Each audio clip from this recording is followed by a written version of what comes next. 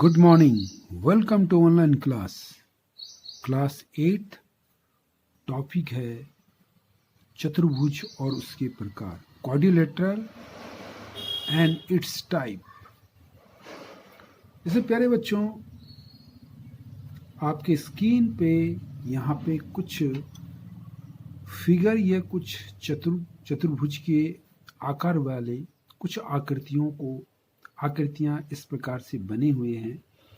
सबसे पहले हम एक चतुर्भुज के आकार का एक यहाँ पे एक आकृति बनी हुई है। क्या बच्चों आप जानते हैं कि इस आकृति को हम क्या नाम दें या इस आकृति का नाम क्या हो सकता है?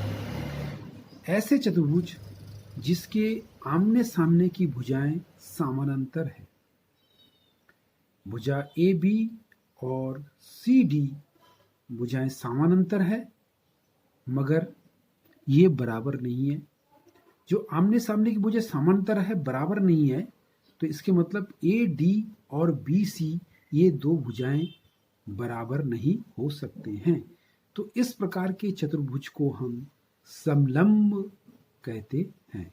समलंब की परिभाषा ऐसे चतुर्भुज जिसके आमने सामने की भुजाएं समानांतर हो परंतु बराबर ना हो, समलंब कहते हैं। तो आइए बच्चों, हम एक और अन्य प्रकार के चतुर्भुज के बारे में पढ़ेंगे। जैसे कि ये चतुर्भुज आपके सामने एक इस प्रकार के चतुर्भुज इस प्रकार से बनी हुई है। इसमें आप देख रहे हैं कि ये एक ऐसा चतुर्भुज जिसके की आमने सामने की भुजाएं समानांतर के साथ साथ बराबर भी है। जैसे कि पी क्यू और एस आर, ये आमने सामने की भुजाएं समानांतर के साथ साथ बराबर है, यानी कि भुजाओं का युग्म जो है समानांतर और बराबर है। इसी प्रकार से पी एस क्यू आर के समानांतर है और बराबर है। तो ऐसे चतुर्भुज जिसके आमने सामने की भुजाएं बराबर हो और उनके सम्मुख कोण बराबर हो, तो उन्हें हम समांतर चतुर्भुज कहते हैं। सम्मुख कोण जैसे P है, P का सम्मुख कोण R होगा और S का सम्मुख कोण Q होगा। तो ऐसे चतुर्भुज जिसके आमने सामने की भुजाएं समानांतर और बराबर हो और उनके सम्मुख कोण भी बराबर हो, तो हम इस प्रकार के चतुर्भुज को हम समांतर चतुर्भुज कहेंगे। अब आपके सामने फिर एक अन्य चतुर्भुज है यहाँ पे बने हुए हैं कि क्या प्यारे बच्चों, क्या आप बता सकते हैं कि ये चतुर्भुज किस प्रकार के हैं? अगर इस आकृति को अगर हम गौर से देखें तो ये देखने में ऐसा लग रहा है कि इसके प्रत्येक भुजाएं बराबर हैं और इनके सभी कोण बराबर है। इनके सभी भुजाओं के साथ साथ इनके सभी कोणों का योग 360 के बराबर है और इनके सम्मुख कोण और इनके जो है सम्मुख कोण भी आपस में बराबर है। तो प्यारे बच्चों, हम ये पूछना चाह रहे हैं कि क्या ये चतुर्भुज के विकर्ण भी बराबर हो सकते हैं? तो इसके लिए हम यहाँ पे एक अभ्यास करते हैं, एक प्रैक्टिकल के तौर पे एक प्रोजेक्ट के माध्यम से करते हैं। सपोज हमने मान लिया कि ये हमारे पास एक कागज में बनी हुई एक जो है समानांतर चतुर्भुज है। अगर हम इसके समानांतर चतुर्भुज के आमने सामने के सिरों को अगर हम इस प्रकार से मिला देते हैं तो देखते हैं कि ये भुजाएं एक दूसरे को इस प्रकार से पूर्णतः ढक रही है और साथ साथ ये इस पूरे आकृति को दो बराबर भागों में विभाजित कर रही है। देखिए इस प्रकार से ये भुजा और इस भुजा, क्या ये भुजा ये एक दूसरे को आपस में ढक सकती है? तो हम इन दोनों भुजाओं को इस प्रकार से मिलाते हैं और इस प्रकार से देखते हैं कि ये दोनों भुजाएं एक दूसरे को ढक दे रही है, यानी कि इसके प्रत्येक भुजाएं बराबर है। अब इस प्रकार से इसके दूसरे वाले किनारे को देखते हैं कि इस प्रकार से हम इसके दूसरे भुजा को इस प्रकार से आमने सामने की दूसरे साइड की भुजाओं को मिलाते हैं तो ये भी एक दूसरे को ढक दे रही है। तो इससे ये सिद्ध हो रहा है कि ये एक समांतर चतुर्भुज है और इसके विकर्ण जो कि एक दूसरे को 90 डिग्री के कोण में और समान भागों में विभाजित कर रही है, तो ये भी एक समांतर चतुर्भुज के गुण हैं। तो इसके आधार पर हम कह सकते हैं कि ये आकृति देखिए यहाँ पे ये विकर्ण दूसरे विकर्ण को समान बराबर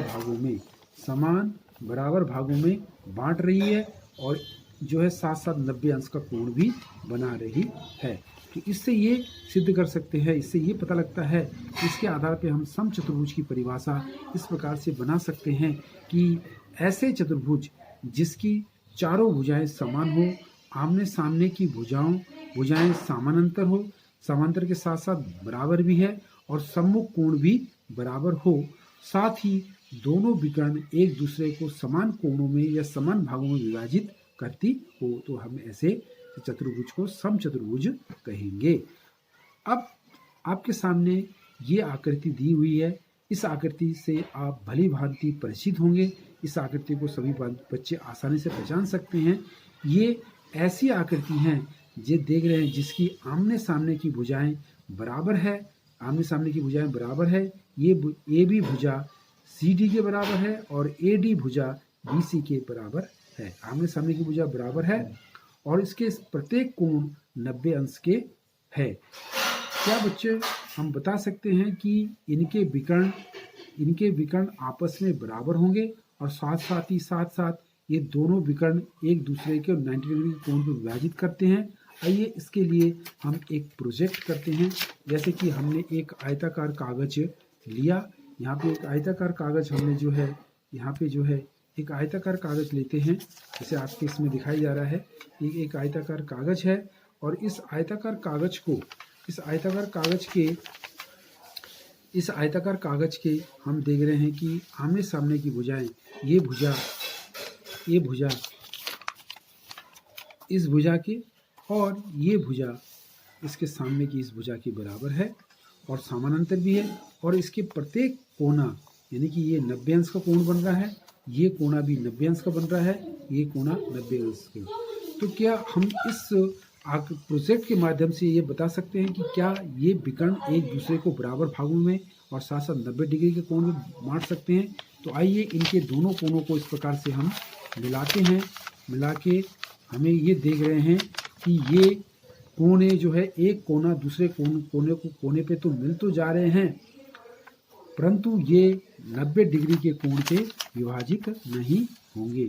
यानी कि इसके विकर्ण आपस में बिल्कुल बराबर होंगे, विकर्ण की लंबाई बराबर होगी, परंतु ये विकर्ण एक दूसरे को 90 डिग्री के कोण पे नहीं विभाजित करेंगे। तो इसके आधार पर हम परिभाषा लिख सकते हैं कि ऐसे चतुर्भुज जिसके आमने सामने की भुजा युग्म बराबर हो और उसके सभी कोण 90 डिग्री का होता है, परंतु उनके विकर्ण एक दूसरे को 90 डिग्री के कोण में विभाजित नहीं करते हैं बल्कि समान भागों में आवश्यक रूप से बांटते हैं। जैसे कि जिनके की विकर्ण आपस में ये विकर्ण देखिए DB बराबर CA, बट यहाँ पे जो विकर्ण एक दूसरे को जो विभाजित कर रही है वो 90 डिग्री के कोण पर नहीं विभाजित कर रही है। तो आओ बच्चों, अब हम एक अलग प्रकार के चतुर्भुज के बारे में पढ़ेंगे। क्या इस चतुर्भुज को आप सभी जो है अच्छी प्रकार से परिचित हैं? हम देख रहे हैं कि इसकी सभी भुजाएं बराबर है। तो ऐसे चतुर्भुज जिसके सभी भुजाएं बराबर हो और इसके प्रत्येक कोण 90 अंश का हो, तो इस प्रकार के हम चतुर्भुज को हम जो है वर्ग कह दें। और क्या हम एक प्रोजेक्ट के माध्यम से ये सिद्ध कर सकते हैं कि क्या वर्ग के विकर्ण बराबर होते हैं और प्रत्येक विकर्ण एक दूसरे को 90 अंश के कोण में विभाजित करते हैं कि नहीं करते? देखिए आपके सामने एक यहाँ पे हमने एक जो है एक यहाँ पे कागज़ लिया है, वर्गाकार कागज़। अब वर्गाकार कागज़ को के किनारे को हम इस प्रकार से पहले हम भुजाओं को देखते हैं कि ये भुजाएं एक दूसरे को बांट रही है या नहीं। इन भुजा को हम यहाँ पे देख रहे हैं कि ये बांट रही कि नहीं बांट रही है। तो देख रहे हैं कि ये भुजा, एक भुजा आमने एक दूसरे की भुजा को पूर्णतः ढक दे रही है। तो इस तरफ से देख लीजिए, चाहे आप इस तरफ से देख लीजिए कि प्रत्येक जो है भुजा एक दूसरे को ढक दे रही है। तो इसका मतलब ये इसके आमने सामने की, यानी कि प्रत्येक भुजा बराबर है और भुजाओं की नाप सही है, और इसमें प्रत्येक कोने पर 90 अंश का कोण बन रहा है। प्रत्येक कोनों पे जो है 90 अंश का कोण बन रहा है। फिर दूसरी बार हम देख रहे हैं कि इन दोनों किनारों को इस प्रकार से हम मिलाते हैं तो देखते हैं कि ये पूर्णतः एक दूसरे को पूर्णतः इस प्रकार से ढक दे रही है। इस प्रकार से अगर हम इस साइड से भी मिलाएं तो इधर से भी देख रहे हैं कि ये पूर्णतः एक दूसरे को पूर्णतः एक दूसरे को ढक दे रही है, यानी कि इनके विकर्ण एक दूसरे को समान भागों में विभाजित करते हैं और साथ 90 अंश का कोण बनाते हैं। देखिए ये भुजा इस भुजा पे 90 अंश का कोण बना रही है।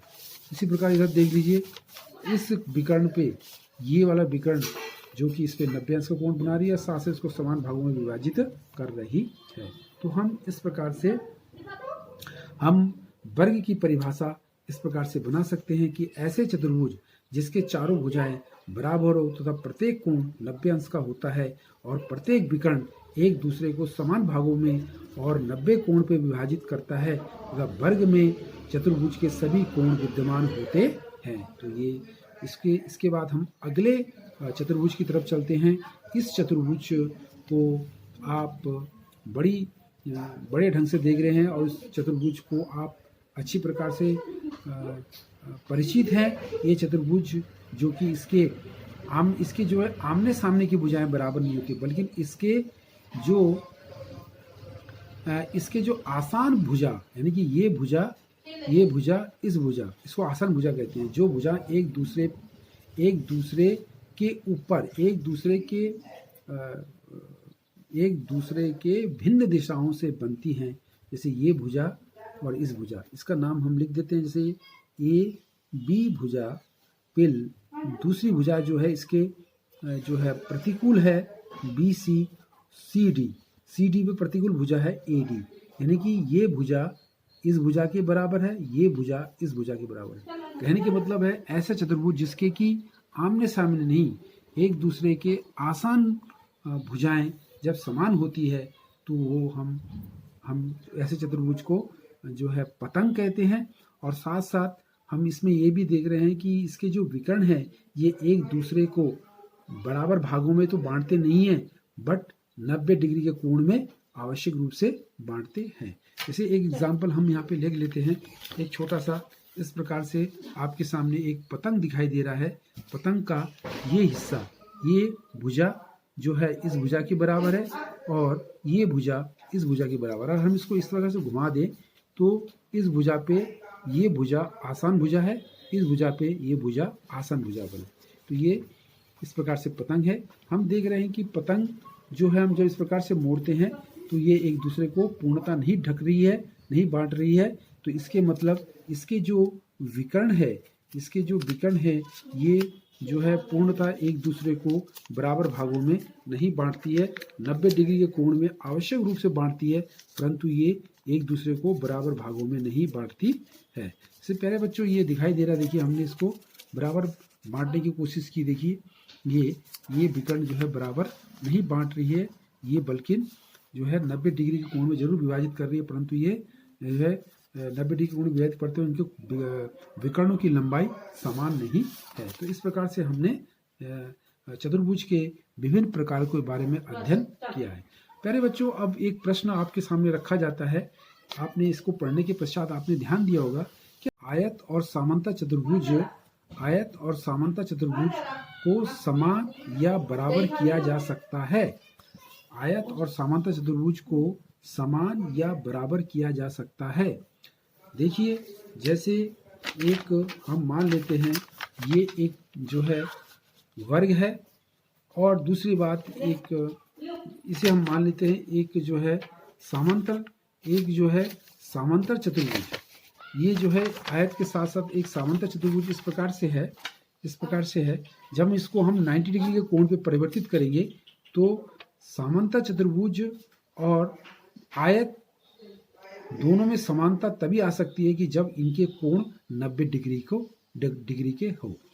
यदि हम समांतर चतुर्भुज को 90 डिग्री का कोण में परिवर्तित कर देते हैं तो वो आयत के रूप में परिवर्तित हो जाता है बच्चों। इसका प्रश्न ये है 90 डिग्री का कोण होना जरूरी है। वर्ग और समचतुर्भुज दोनों को बराबर किया जा सकता है। वर्ग और समचतुर्भुज को बराबर किया जा सकता है जब समचतुर्भुज के प्रत्येक कोण जो है 90 डिग्री का हो। अब एक प्रश्न आ रहा है कि क्या एक समांतर चतुर्भुज एक समलंब है? क्या एक समांतर चतुर्भुज एक समलंब है और एक आयत एक समांतर चतुर्भुज है? उत्तर बिल्कुल सही है। समांतर चतुर्भुज और आयत दोनों जो है, क्या एक समांतर चतुर्भुज एक समलंब है और एक आयत एक समांतर चतुर्भुज है?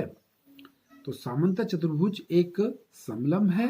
ये बिल्कुल जो है दोनों बराबर हो सकते हैं कि जब हम उन दोनों को कोणों के साथ साथ उनको भुजाओं को भी जो है हम सही उन्हें आमने सामने की भुजाओं को बराबर के साथ साथ हम जो है भुजाओं की समांतर के साथ साथ भुजाओं की लंबाई भी बराबर अगर हो तो समांतर चतुर्भुज को एक समलंब चतुर्भुज के रूप में परिवर्तित किया जा सकता है।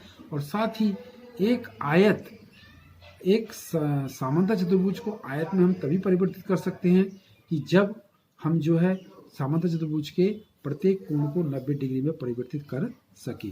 तो प्यारे बच्चों, आशा करते हैं कि आप लोगों को समझ में आई और इससे संबंधित अपनी अभ्यास पुस्तिका में इससे संबंधित प्रश्नों को आप अवश्य रूप से करेंगे। और अगर प्रश्नों में किसी प्रकार की कोई समस्या है तो आप ग्रुप में इस प्रश्नों को लिखकर अवश्य भेजें।